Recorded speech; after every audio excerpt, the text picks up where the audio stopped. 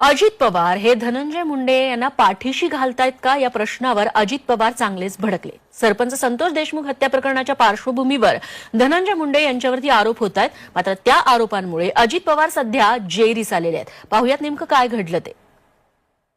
आरोप झाले त्यावेळेस त्या नेत्यांनी मंत्र्यांनी राजीनामा देऊन बाजूला झाले, चौकशीला सामोरे गेले।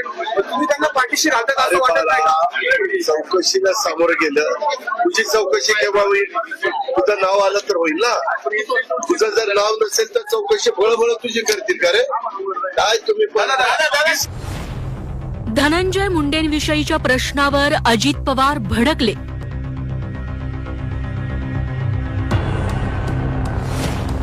अजित पवारांनी पत्रकारालाच धरलं धारेवर। अजित पवार मुंडेंना पाठीशी घालतायत का?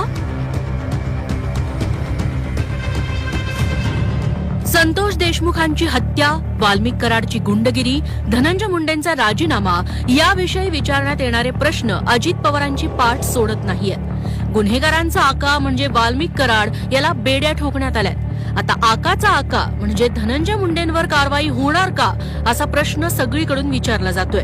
यात मित्रपक्ष भाजपचे आमदार सुरेश धस आणि सामाजिक कार्यकर्त्या अंजली दमानिया आघाडीवर आहेत। पत्रकारांनी याबाबत अजित पवारांना अनेकदा प्रश्न विचारलाय। आजही पुण्यात तोच प्रश्न विचारण्यात आला। चौकशीत मुंडेंचं नाव समोर आलं नसेल तर त्यांचा राजीनामा घेण्याचा प्रश्नच नाही असं उत्तर अजित पवारांनी दिलं। मात्र यावर प्रतिप्रश्न विचारला जाताच अजित पवार चांगले संतापले आणि पुढच्या प्रश्नांना उत्तरं न देता निघून गेले। पुन्हा एकदा बघा काय घडलं ते। आरोप झाले त्यावेळेस त्या नेत्यांनी मंत्र्यांनी राजीनामा देऊन बाजूला झाले, चौकशीला सामोरे गेले। तुम्ही त्यांना पाठीशी राहतात असं वाटत नाही? चौकशीला सामोरं गेलं, तुझी चौकशी केव्हा होईल? तुझं नाव आलं तर होईल ना। तुझं जर नाव नसेल तर चौकशी बळबळ तुझी करतील का रे?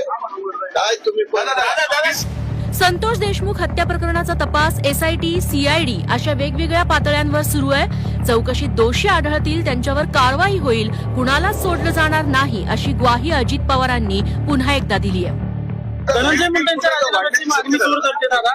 त्या संदर्भामध्ये कितीदा तेच सांगायचं, जे कोणी त्या एकंदरीत चौकशीमध्ये दोषी असेल त्या सगळ्यांवर कारवाई। संतोष देशमुखांची हत्या होऊन 1 महिना उलटलाय। महिन्याभरापासून वाल्मिक कराडशी संबंध जोडत धनंजय मुंडेंच्या राजीनाम्याची मागणी वारंवार होतीये। मात्र सुरुवातीला देशमुख हत्या प्रकरणात मौन राहणारे अजित पवार आता सातत्यानं धनंजय मुंडेंना पाठीशी घालताना दिसतायत। चहूबाजूंनी टीका होऊनही अगदी